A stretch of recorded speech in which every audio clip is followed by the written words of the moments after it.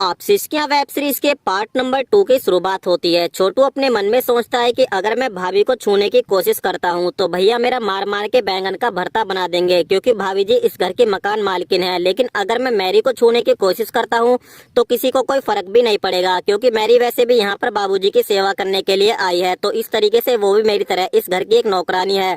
चलो मैरी पर ट्राई करके देखते हैं। अब मैरी यहाँ पर सिगरेट पी रही है तो छोटू इसके पास आता है और इससे एक सिगरेट मांगता है। उसके बाद मैरी इसके हाथ में एक सिगरेट दे देती है। उसके बाद छोटू इसके साथ सिगरेट पीने लगता है और इसको बोलता है कि हम यहाँ पर 2 साल से काम कर रहे हैं तो हमारा तो यहाँ पर अच्छे से मन लग गया है, और हमको ये भी पता है कि तुम्हारा भी अब यहाँ पर मन लग गया है। वैसे इससे पहले तुम कहाँ पर काम करती थी। तो इसको गुस्सा आ जाता है और ये इसको बोलती है कि ज्यादा बकचोदी मत कर और अपना काम से काम रख। अब छोटू बोलता है कि हम अपना काम तो कर ही रहे हैं और हमको ये भी पता चल गया है कि तुम रात को बाबूजी को मसाज के साथ साथ और क्या देती हो। इसकी ये बात सुनकर दोस्तों मैरी के तोते उड़ जाते हैं। फिर छोटू बोलता है कि हमको पता है कि इस वक्त तुम हमारे बारे में क्या सोच रही हो। इस वक्त तुम हमारे बारे में सोच रही हो कि कैसे भी करके बस तुम अपने साथ से हमारा गाल लाल करने वाली हो, लेकिन उसके बाद हम भी सबको बता देंगे कि तुम भी रात को बाबूजी को कैसे लाल करती हो और उनसे अपने आप को कहां कहां लाल करवाती हो। तो ये बोलती है कि चूतिए, तुझको जिसको बताना है बता दे, फिलहाल तू यहाँ से चला जा, मेरा दिमाग खराब मत कर। अब बाबूजी रेनू को अपने पास बुलाते हैं और इसको बोलते हैं कि बहू मेरे कपड़े चेंज कर दो। उसके बाद रेनू बाबूजी के कपड़े चेंज करने लगती है तो बाबूजी यहाँ पर रेनू के साथ खुराफाती हरकत कर देते हैं। तो रेनू बोलती है कि बाबूजी अब ये नहीं चलेगा। तो बाबूजी बोलते हैं कि बहू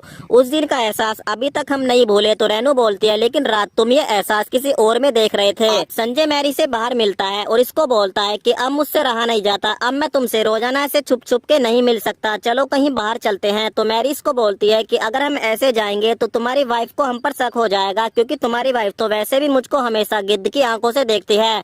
तो संजय से पूछता है कि वैसे तुम्हारा मेरी वाइफ के साथ बिहेव कैसा है। तो ये बताती है कि तुम्हारी वाइफ बहुत अच्छी है और उसको मैंने अपना दोस्त भी बना लिया है, और जब हम सभी लोग एक साथ होते हैं तो तुम अपनी वाइफ से अपनी नजरें मत हटाया करो, क्योंकि उसको किसी भी तरह का शक नहीं होना चाहिए।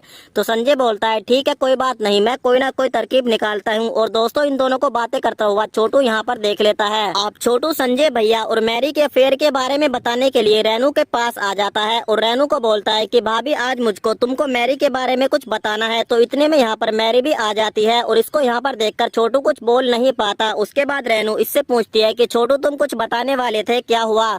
तो छोटू बोलता है कि भाभी बस मैं आपको यही बताने वाला था कि मैरी बाबूजी का अच्छे से ख्याल रख रही है और बाबूजी भी काफी खुश हैं। अब बाबूजी मैरी को फिर से छूने की कोशिश करते हैं, लेकिन इस बार मैरी इनको हाथ नहीं लगाने देती। फिर बाबूजी इसको बोलते हैं कि मेरे पास घड़ी और चैन थी, वो मैंने तुमको दे दी, फिलहाल मेरे पास अंगूठी है, तुम इसको रख लो, बाकी के पैसे मैं तुमको बाद में दे दूंगा। तो मैरी गुस्से से बाबूजी को बोलती है कि ये कोई परचूने की दुकान नहीं है जहाँ पर उधार चल रहा है, अगर दाम नहीं है तो माल भी नहीं मिलेगा, जब पैसे हो बता देना। उसके बाद बाबूजी अपने मन में सोचते हैं कि खोलने को तो हम अपनी तिजोरी भी खोल सकते हैं, लेकिन हमको पता है कि तेरी औकात क्या है। अब आज रात रेनू का बर्थडे होता है तो फैमिली के सभी लोग इकट्ठा होकर इसका बर्थडे सेलिब्रेट करते हैं। उसके बाद संजय रेनू और मैरी को फिल्म दिखाने का प्लान बना लेता है। तो यहाँ पर रेनू जानबूझकर बहाने लेना शुरू कर देती है और संजय को बोलती है कि मेरे सर में बहुत दर्द है, मैं तुम्हारे साथ फिल्म देखने के लिए नहीं आ सकती, तुम एक काम करो मैरी को अपने साथ ले जाओ, क्योंकि दोस्तों वैसे भी इसकी वाइफ को पहले से इनके बारे में पता चल गया है कि इन दोनों के बीच क्या चल रहा है। और दोस्तों कहानी जो होती है वो यहीं पर समाप्त हो जाती है।